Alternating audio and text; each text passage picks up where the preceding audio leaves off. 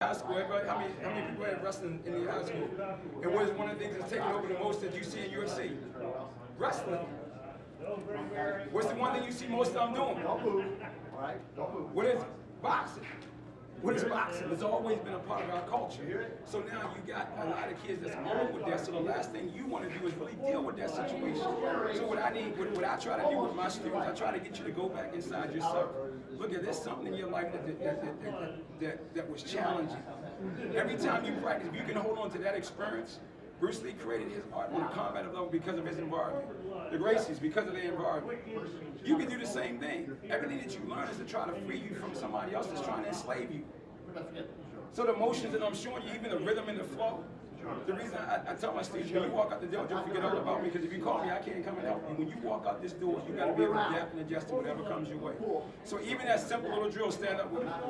Just right here. Just this little thing here. Keep your hands up. Oh, whenever you talk, always keep your hands up. Even when I'm talking to my son, it's funny. My oldest son tell you, whenever I talk to him, I always talk crazy. Anybody ever heard of crazy? James Brown talking about it's called crazy. You might know karate, but I know crazy. So that means I'm going to hit you with something that's totally unorthodox. So always put your hands up when you talk to someone. You good? Everything's good, baby? You good? Okay, all right, I'm in. All right, so now put your hands up. The flow is go. And keep the rhythm going.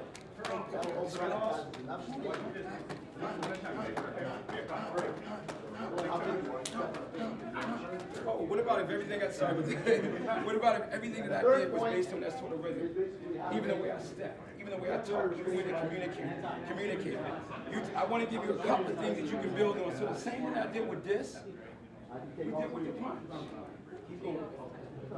If I put a knife in my hand, the same thing. Boom. I can do it with my elbow. Check. Check. Elbow. Elbow. Elbow. Elbow. Elbow. Life's based on rhythm. You ain't got rhythm, you ain't gonna survive.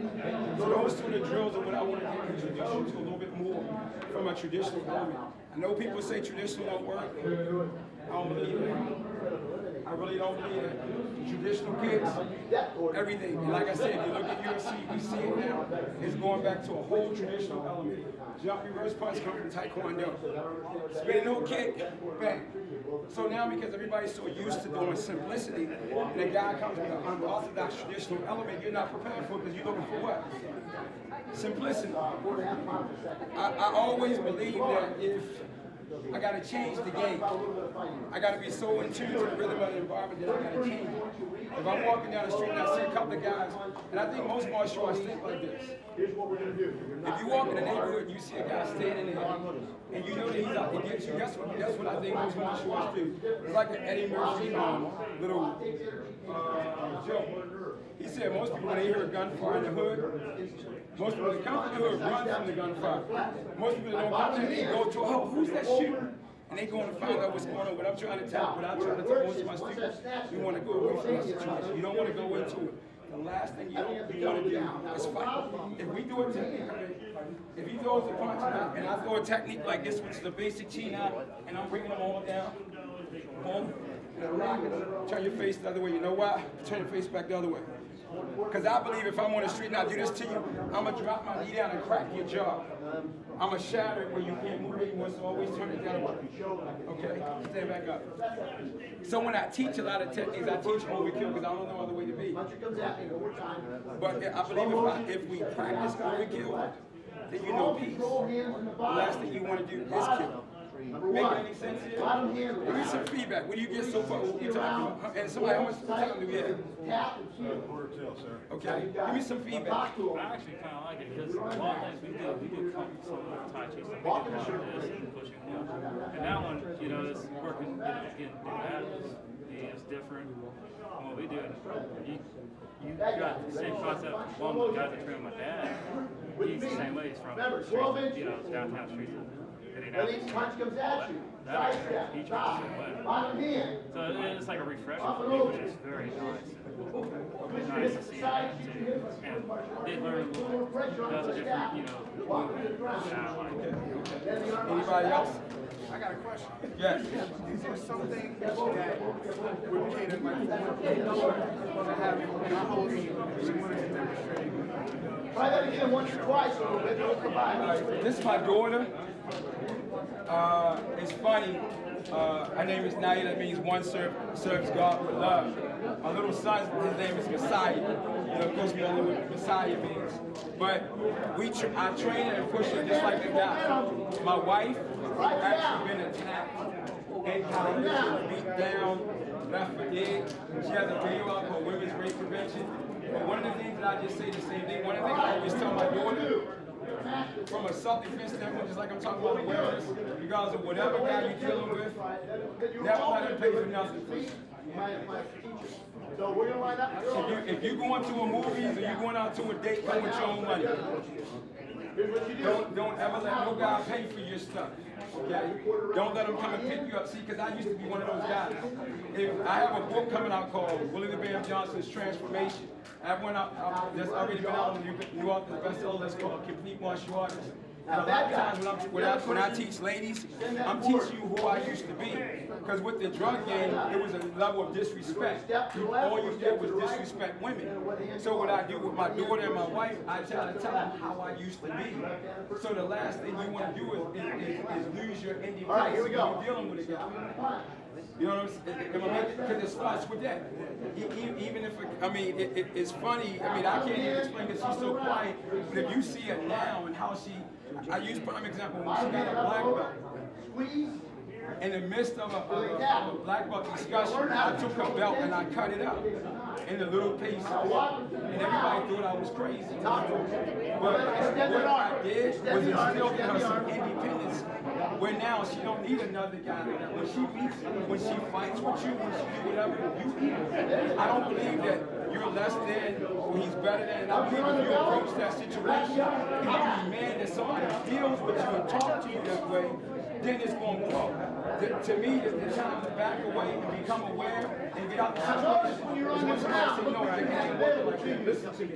That person's face. With the moment they don't give you that equal feeling, even in the class, because you watch a martial art class, a lot of times guys teach in a manner where they teach, oh, that's the lady, put the ladies together and put the guys over here. And our school, our ladies put out the guys out. So you always want to run. If you go to our video, go to our Willie the Bam Johnson website, you'll see my wife on there and I train in the gym. I'm jumping up, hitting her with jump reverse punches that you would have thought that I was trying to kill her. But I'm training her because she's been attacked and she's been that way. I gotta take her back to that pain. And then when you see her, it's like, I just gotta step back. I gotta have that equal level of respect. So I think it starts first with humanity. They give you equal billing. And just, even when I took, I used to have guys, I want to see her. I'm like, what? No, that don't happen. What would you say? Does it make sense? Because on the street, you have to defend yourself, so you have to be real. And what's funny, I used to be bullied. My sister taught me how to fight. So, and I ain't trying to be funny. I ain't promoting hood, but in the hood, women can fight. I'm not trying to be funny. I don't know. It's just a different environment. My sister, my mom can like, you can just see. And you can sense that the moment, like if you tell somebody to line up or you tell somebody to spar, I can see from the way your head moves or your shoulders move that I can take you and I can build you. And I boxing. So I think that's what the one thing that I think strides in martial arts, the whole family affair. But and that's my instructor. So one of the things that I say, I know in traditionally we do a lot of this. Boom. What I learned in Kung Fu is that if you ever notice, you see people pick up 2 weapons, they can work 2 weapons. A lot of times when you're punching, and most people, and I know you might say this is not practical, but let me tell you something. If you got to concentrate on this hand, and every time you throw a punch, you concentrate on this hand, when I put a knife or another weapon in your hand, guess what happens? You automatically know how to work 2 hands. Because when you're doing this punch, you should not be concentrating on this punch. Because psychologically, this already knows what to do, right? What is it doing? Punching. So what you need to be concerned with is this hand. So when I tell you to put your hands up, you make your second hand a lot stronger than this hand. And this comes from my instructor, I'm always giving them credit. I remember one time when I used to compete, he used to always tell me that what I needed to do is take the end of my routine and make it and practice it in the first part of my training. Why? Because when at the end of whatever I'm doing, I should get stronger, not weaker. So I take these two hands, and this hand exchange, each hand got to be stronger. So when you're going back to your traditional martial arts and thinking this is not practical, and even when you're thinking this stance is not practical, come on. When I take you down the throat, what is it? It's a horse stance. Analyze stuff. When you come from the street, you got to analyze everything, because once again, you only get one chance to eat, right? You might not get a second chance, so learn to appreciate that moment. And I guarantee you, when you learn to appreciate every little thing, every little detail, even this, even the position of your fist. Most people punch, they don't even know how to make a correct fist.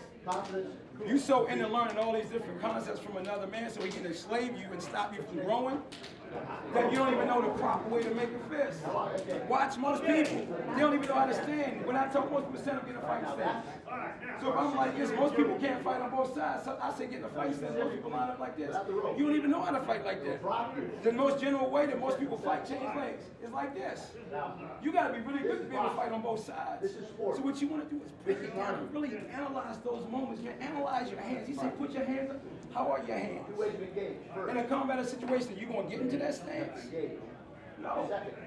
So you got to look at things and begin to break them down. I think most of your perfectionism or your mastery comes from what? The training that you do at home, not around your instructor.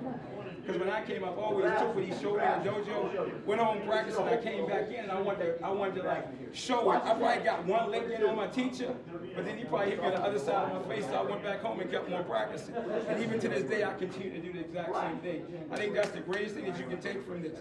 Through this whole weekend, find little principles that you can take that's similar to what you already got. I mean, how many techniques can you really remember? Unless you got 20 legs and 20 arms, techniques are the same. But if we got two arms, it's going to come straight, or it's going to come around and come circle or straight. That's it. Once you understand that concept and adapt it to you, I guarantee you'll be fit for the rest of your life. I say this. Stephen Covey, he wrote a book called Principles in Leadership. He said, if I teach a man how to fish, I'll feed him for the rest of his life. If I feed you for this moment, I'll feed you for this moment. I want to teach you how to fish for the rest of your life. Because when I was in the jail cell, I needed somebody to help me. I knew what I needed to do, drop down, pray, and ask God to give me another chance to look at me today. So if somebody give you the right principles, you will be fit for the rest of your life. You don't need no instructor. You just need what's inside of you. Okay? Thank you. If you come to seminar tomorrow, we need to work on the street. Maybe we'll be a different zone. I'm trying to calm down today. What's up? Thank you, sir. I'm trying to be a little bit. Huh? Sure. Once I hit the ground, Yeah, you good.